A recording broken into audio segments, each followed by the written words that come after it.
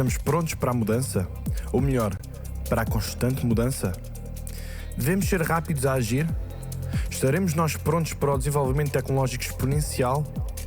Maturidade agile e digital da gestão de pessoas. Este é o tema que conta com a participação de Pedro Martins, CEO do PM Hub e curador do HR Digital 2023. Já de seguida.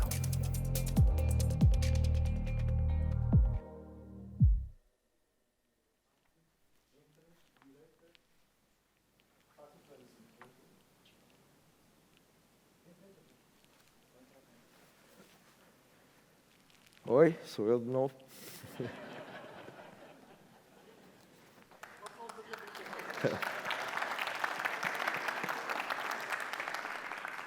Isto é o que faz ser o curador do evento. Apareço quantas vezes eu quiser.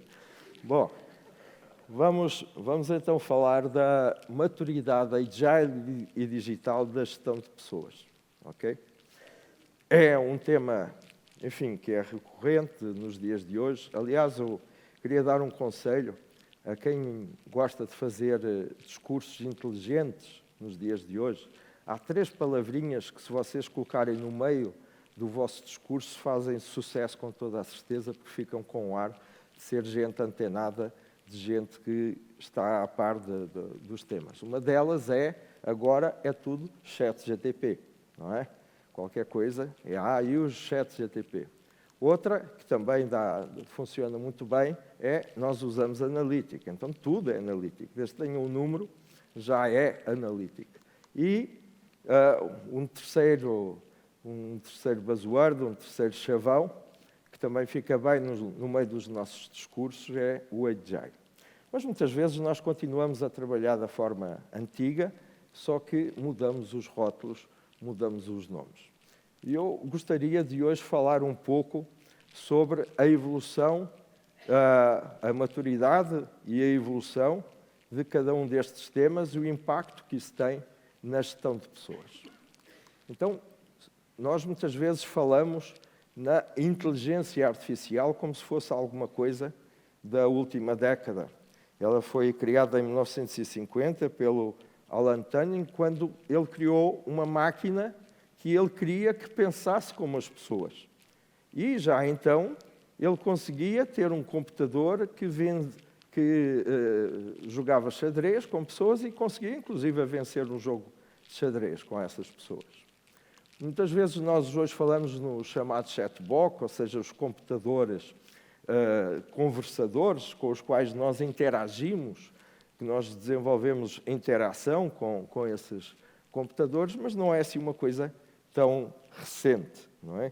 Em 96, o Joseph Weizenbaum, disse bem, Filipe? Isto é um, não é? É com toda a certeza a primeira experiência, digamos assim, de computadores conversadores. E nos dias de hoje nós sabemos que mais de 40% dos serviços de atendimento ao público já usam chatbots, ou seja, aquelas máquinas às vezes irritantes que nos obrigam a conversar para conseguir ter uma informação, seja sobre aquilo que for. Mas realmente, quando falamos de inteligência artificial generativa, estamos sobretudo a referir-nos à evolução muito recente de novembro do ano passado que o ChatGPT nos trouxe.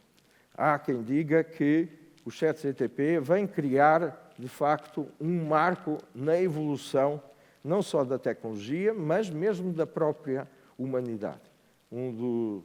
Recentemente, a Universidade de Nova Iorque fez uma advertência que os perigos criados pela inteligência artificial generativa eram mais significativos para o futuro da humanidade que a própria questão climática. Não é? E, enfim, é um tema que vale a pena nós aprofundarmos.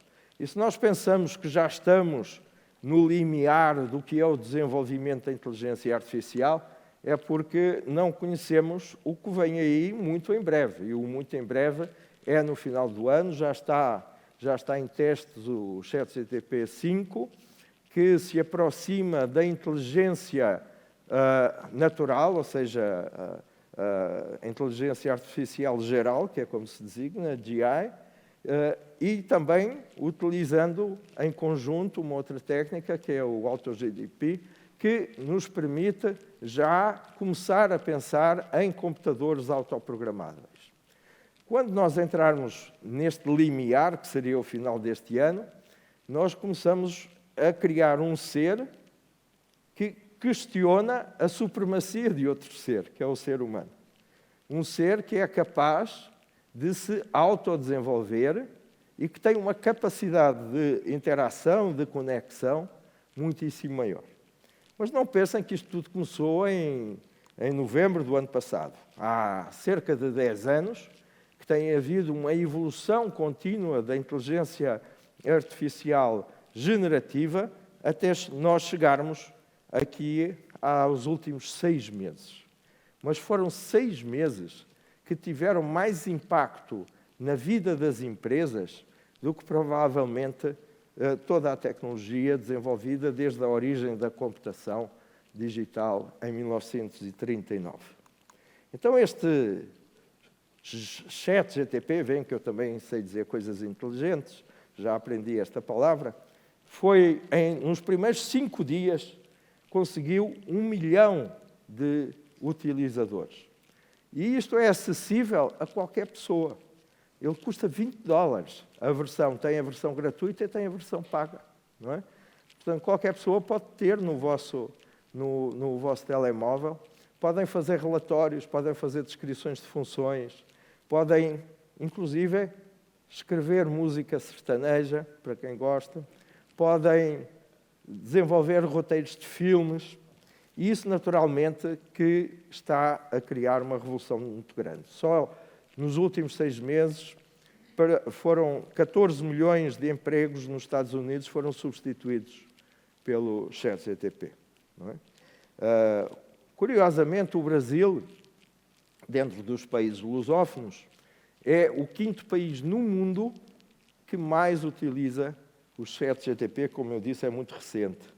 E o crescimento da utilização desta tecnologia é de 42.000% ao ano. Portanto, estamos a uma velocidade, uma rapidez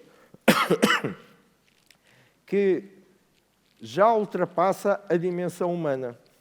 Toda a evolução que houve até agora tinha uma escala humana. Eram coisas que nós conseguíamos medir numa escala que fazia sentido para nós. A partir de agora, a velocidade é tão galáctica, tão estratosférica, que nós nem conseguimos conceber na escala humana, da vida humana, uma evolução assim tão rápida. E é também importante para nós do RH entender quem é que está a aderir a esta tecnologia. Vejam, 35% têm menos de 34 anos e 82%, quase 83% têm menos de 34 anos. Então, senhores professores que estão aqui na sala, prestem atenção aos próximos trabalhos que os vossos alunos apresentem, porque provavelmente podem ser feitos pelo ChatGPT e vocês não têm como identificar, ok? Porque eles são de tal forma elaborados que em tudo se assemelham a um trabalho feito por humanos. E esta evolução, como eu disse, é tão rápida e uma escala de tal forma estratosférica que nós temos dificuldade em conhecer os seus riscos. Nós temos dificuldade em ver os seus limites. O ChatGPT, portanto, que havia até há bem pouco tempo, como sabem, o ChatGPT tem de ser treinado porque ele dá um conjunto de respostas baseado no repertório que ele tem, não é? Portanto, para isso ele tem que ser treinado. Ele foi inicialmente treinado com 175 bilhões de dados, que ele cruzava, conjugava, etc. A versão 4, que é a versão que está neste momento em uso, já foi treinado por 300 bilhões. A versão que vai surgir em dezembro deste ano foi treinada por 1,6 trilhões de dados. Aqui é uma escala já desumana. Nós não temos capacidade neurónica para desenvolver este tipo de raciocínio. E prevemos que dentro de ano e meio passamos de 1,6 para 100 trilhões de dados. Ou seja, são máquinas capazes de desenvolver qualquer trabalho intelectual. Trabalho artístico, trabalho criativo, trabalho científico, trabalho que implique, de facto, as condições mais humanas que até hoje eram consideradas mais nobres e mais evoluídas. Quando nós estamos neste mundo, naturalmente que ele é um pouco assustador, concordam comigo? O Gary Marcus, que é professor da Universidade de Nova Iorque, que tem uma visão pessimista desta evolução, ele diz que nós podemos estar a entrar num Jurassic Park dos computadores. Lembram-se do filme que os dinossauros acordam e que começam a dominar o mundo? Quando o computador é autoprogramado e tem uma capacidade intelectual superior à do homem, ele pode simplesmente ir por esse caminho. Como também pode ir por um caminho totalmente diferente, que é a atividade produtiva ser desenvolvida, produtiva, comercial, etc., ser desenvolvida exclusivamente por máquinas e as pessoas humanas ficarem dedicadas ao ócio, o que eu, pessoalmente, me agradava mais do que a primeira hipótese. Mas aquilo que nós temos que ter presente, eu pelo menos faço assim, é esperar sempre o melhor e preparar-me para o pior. Não é? Aí eu estou seguro. E é isso que eu recomendo que nós façamos. Mas vejam, em 6 meses, o impacto da inteligência artificial generativa nas empresas norte-americanas. Isto é um estudo feito para 1.600 executivos, que eles viram que pela utilização da inteligência artificial generativa desde novembro até os dias de hoje, as habilidades de desenvolver novos produtos e negócios melhoraram em 89%, experiência do cliente 78%, finalidade de produtos e serviços existentes 78%, colaboração de funções de negócio 76%, tomada de decisão estratégica 74%, eficiência de processo 73%, a receita 72% e o lucro, ou seja, a diferença que há entre o custo e a receita, 67%. Qual é que é o empresário que tem esta ferramenta na mão que vai abrir mão dela? Não há forma de travar. Apesar de nós sabermos que recentemente professores do MIT, o próprio Elon Musk, etc., fez uma recomendação para um desenvolvimento mais lento da inteligência artificial generativa, exatamente por nós não conhecermos os riscos que ela traz. Então, nos dias de hoje, talvez o resultado deste estudo da Gartner de 2001 já não faça tanto sentido. Em 2001, 48% dos líderes de RH diziam que a tecnologia de RH existente era insatisfatória. Nós ainda hoje vamos falar muito da eficiência da utilização da tecnologia no RH, porque estamos no momento presente e eu estou-lhes a fazer uma projeção futura. Mas talvez o que faça hoje mais sentido é falarmos que modelo de trabalho nós vamos ter daqui para a frente. Que modelo de trabalho nós vamos ter depois destas novas tecnologias entrarem em vigor. E eu acho, pelo menos para mim, isso é, de facto, o tema mais estimulante que o RH nos dias de hoje tem. Aliás, o Filipe vai falar um pouco das conclusões dos últimos 2 dias que nós estivemos trabalhando juntos com um grupo de outras pessoas que está aqui presente sobre este tema do futuro do trabalho a partir da utilização destes temas. Por exemplo, nós hoje temos robôs humanoides, robôs que se parecem com pessoas. E parecem-se tanto com pessoas que nós os tratamos como pessoas. Enfim, as pessoas mais resistentes a estas inovações nos dizem tudo bem, mas os robôs não têm emoções. Claro que não têm emoções, mas eles podem ter empatia com as nossas emoções. Eles podem simular ter emoções. E como nós sabemos, no RH, nós trabalhamos sempre com a percepção dos factos. que às vezes não são os factos tangíveis que nós temos presente. E se nós temos a percepção que, por exemplo, um robô humanoide está a chorar porque está triste, está decepcionado, é como se ele tivesse a sentir, tivesse essa emoção, como se ele tivesse a sentir isso.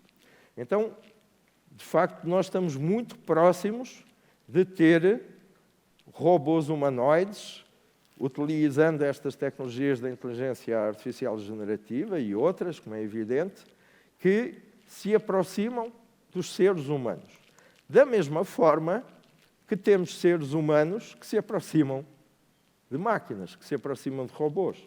O Elon Musk criou em 2016 a Neuralink, que é uma empresa de medicina para criar implantes no cérebro que desenvolvam algumas capacidades intelectuais que o ser humano pode melhorar. Naturalmente, isso pode ser aplicado na medicina para resolver alguns problemas de Parkinson, etc. Mas imaginem isto aplicado no mundo do trabalho. Imaginem isto aplicado, por exemplo, no desenvolvimento de algumas capacidades intelectuais. Aliás, desde 2018, que já há experiências de transplante de memória. Não digam isso aos vossos filhos, senão eles vão parar de estudar. Mas é, de facto, um mundo surpreendente que está chegando e que, repare, 2018 já podemos dizer que é pré-história dos dias de hoje. Então, o que é isso da maturidade agile e digital? Não corresponde ao rigor dos ritos do agile, nem corresponde à geração tecnológica que nós estamos usando, mas o que é que nós fazemos com essa tecnologia? Isso é que nos dá a maturidade digital. Por exemplo, Portugal está numa posição confortável, está na 15ª posição entre 27 países da União Europeia, está a meio da tabela, digamos assim, e nós podemos dizer que é um copo meio cheio. Um copo meio cheio é melhor que vazio, mas, por outro lado, ainda tem outra metade para progredir. Temos aqui muito espaço de progresso. Porém, nós não estamos, de facto, muito longe daquilo que é a realidade europeia.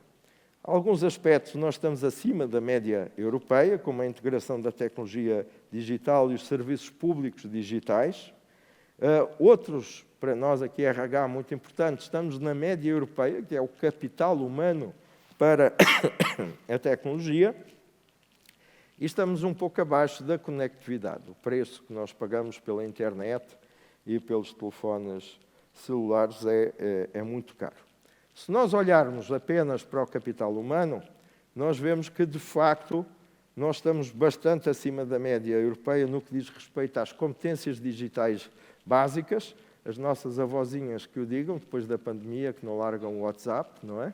E, porém, ainda não temos um espaço de evolução um pouco maior nas competências digitais mais avançadas. Estamos um pouquinho acima da média europeia, mas naturalmente estamos muito mais no que diz respeito às competências básicas. Sobre a maturidade agile em Portugal, estamos numa 22ª posição em 78 no mundo inteiro. Também é uma posição bastante razoável, bastante confortável. Acima da média, temos o sermos adaptáveis, o termos um conceito de modernidade bastante desenvolvido. Abaixo da média, somos pouco dinâmicos, as coisas são um pouco mais lentas entre nós. A Deloitte publicou um estudo sobre o Achieving Great Agility e o State Agile Report, que nos dá alguns dados que eu acho que é importante nós refletirmos. 92% destes executivos acreditam que a agilidade organizacional é fundamental para o sucesso dos negócios. Então, uma organização agile já não é uma opção. Eu diria que é uma commodity dentro do modelo de gestão das organizações. 82% consideram o agile fundamental para a transformação digital, e por isso é que nós sempre falamos de uma coisa relacionada com outra. Aliás, o próprio conceito agile apareceu em 2001, exatamente no meio dos desenvolvedores de softwares. Porém, 27% das empresas é que dizem ter de facto, organizações verdadeiramente agile. E dentro dessas 27, 46 dizem que têm processos e práticas inconsistentes, uma cultura organizacional inconsistente e uma falta de conhecimento e experiência sobre a utilização do agile. Então, estamos numa posição confortável, com certeza que sim, mas que temos muito para fazer, não tenhamos dúvidas. O que é que nós entendemos por agile? Nós muitas vezes confundimos agile com os ritos, com os squads, com os ritos do Scrum, com o Kanban, com o Design Thinking, enfim, com essas ferramentas que são consideradas do agile. Mas eu considero muito mais importante do que essas ferramentas para sermos agile, porque eu conheço muitas organizações engessadas que trabalham em squads e utilizam regularmente os ritos do Scrum, é a cultura ou a mentalidade do agile. Então, se nós tivermos uma estrutura orgânica, se nós tivermos empoderamento, se tivermos lideranças funcionais, trabalharmos com simplicidade, com transparência, de uma forma colaborativa, pequenos ciclos de gestão, pequenas entregas, mas mais frequentes, formos capazes de aprender com os erros e tivermos abertura à disrupção, seja ele em squad ou em outro tipo de task force, ou seja, do que for, nós estamos sendo agile. Nós estamos sendo verdadeiramente agile. Então estamos a falar de, por exemplo, quando falamos de organizações orgânicas, este é um exemplo de um organograma de uma organização orgânica, em que ela é definida pela jornada do cliente ou jornada de execução, que é segmentada em subjornadas, cada subjornada tem os seus próprios entregáveis e as pessoas que tradicionalmente estavam na estrutura vertical, os chamados silos, trabalhando para os mesmos entregáveis, passam a trabalhar de uma forma conjunta nos tais squads, de uma forma colaborativa. Enfim, esta é a imagem das organizações agile nos dias de hoje. Mas quando nós estamos a falar do futuro do RH nos dias de hoje, independentemente de usarmos enfim, inteligência artificial para melhorar os processos, para sermos proativos nos processos de recrutamento e seleção, para termos uma dinâmica de formação baseada no princípio dos 70-20-10, em que nós facilitamos já o autoconhecimento, digamos assim. Eu acredito que o que faz hoje mais sentido para o RH é estar a desenvolver redesenho de organizações e de modelos de trabalho face a estas tecnologias que avançam a uma velocidade alucinante, se prepararem para gerir não só pessoas, mas também humanoides e ciborgues, porque talvez num futuro muito próximo todos nós tenhamos alguma componente de natureza tecnológica no nosso corpo que vai melhorar as nossas capacidades, o que não é nada de assustador. Quem tem um pacemaker, quem tem, enfim, uma prótese, etc., isso na realidade já é de alguma forma ciborgue. E lanço essa provocação final de que talvez no futuro nós não tenhamos mais no RH gestores, como temos hoje. Talvez os psicólogos e os sociólogos não seja propriamente a área de eleição, como ainda é hoje, mas os neuroengenheiros vão ser, com certeza, uma formação, uma competência fundamental para este RH do futuro. E, finalmente, queria fazer uma advertência, não vão vocês pensar coisas erradas sobre esta palestra, que eu não usei o ChatGPT para escrever e que, se quiserem conversar comigo, eu garanto que não são atendidos por nenhum chatbot. Ok?